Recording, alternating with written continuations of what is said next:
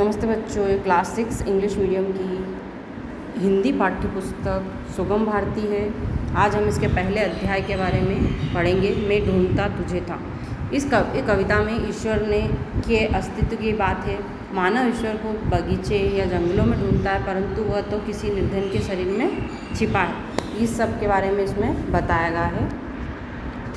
मैं ढूंढता तुझे था जब कुंज और वन में, तू खोजता मुझे था दिन के वतन में।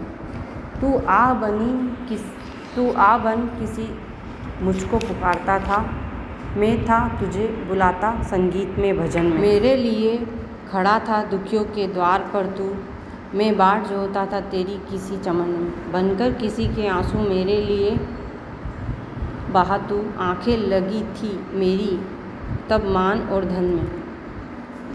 बाजे बजा कर मैं था तुझे रिझाता, तब तू लगा हुआ था पतितों के संगठन में। मैं था विरक्त जग में उसकी अनित्यता पर उत्थान भर रहा था, तब तू किसी पतन में।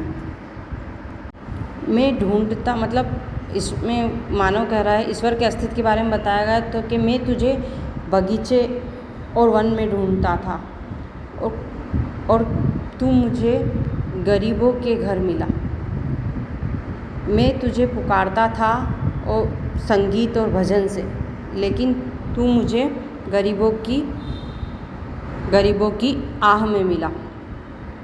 मेरे लिए खड़ा था।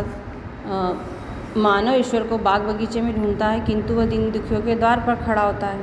ईश्वर की आह बनकर मानव पुकारता है। वे सोचते हैं कि संगीत और भजन गाने से ईश्वर खुश होगा, उसकी पुकार सुन लेगा, लेकिन ऐसा नहीं होता है, क्योंकि ईश्वर तो गिरे हुए को उठाने में लगा होता है। लोग संसार से उदास होते हैं, ईश्वर तो उन्हें खोजते हैं, परंतु वह किसी के पतन को उत्थान में बदल रहा होता है। मतलब किसी के पतन को, मतलब अगर कोई इंसान दुखी हो तो उसको खुश करने में लगा होता है। ईश्वर की महिमा का गुणगान है इस कविता में।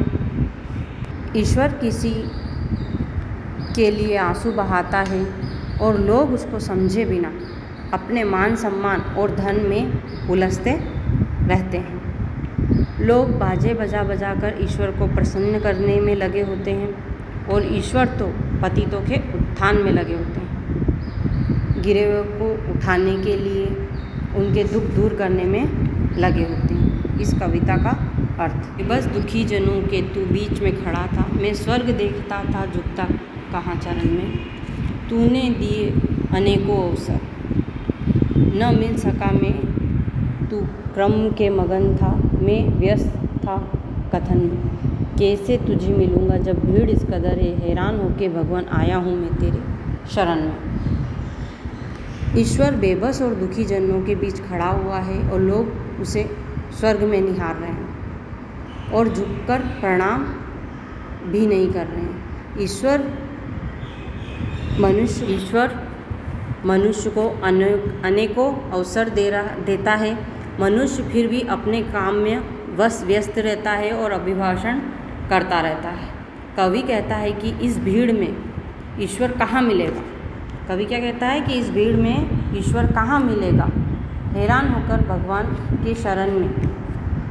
मतलब कवि कहता है कि इस भीड़ में तुम्हें ईश्वर नहीं मिलने वाला, वो तो गरीबों के पास ही मिलेगा।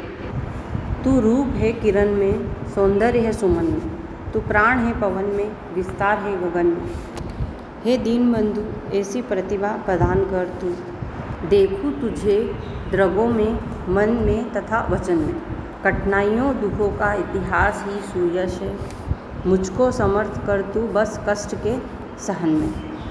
दुख में ना हार मानो, सुख में तुझे न भूलूं, ऐसा प्रभाव भर दे मेरे अधीर मन में। इन कविताओं का अर्थ है बच्चों, कवि ईश्वर की महिमा का गुणगान करते हुए कहता है कि वह किरण में रूप है, पुष्प में सौंदर्य है, पवन में प्राण है और गगन में विस्तार है। कवि प्रार्थना करता है कि ईश्वर उसमें और उसकी प्रतिभा प्रदान करें, ताकि उसे आँखों में, मन में वचन में ईश्वर को देख सके। कठिनाइयों और दुखों का इतिहास गौरवशाली होता है। कवि ईश्वर से प्रार्थना कर रहा है कि वह उसमें कष्ट सहने की क्षमता दे, ताकि वह दुख में हार नहीं माने और साथ ही सुख के क्षणों में ईश्वर को भूले नहीं, ऐसा उसका मन बना दे। ये इन पंक्तियों का अर्थ था। अब इसके बाद शब्दार्थ की बारी।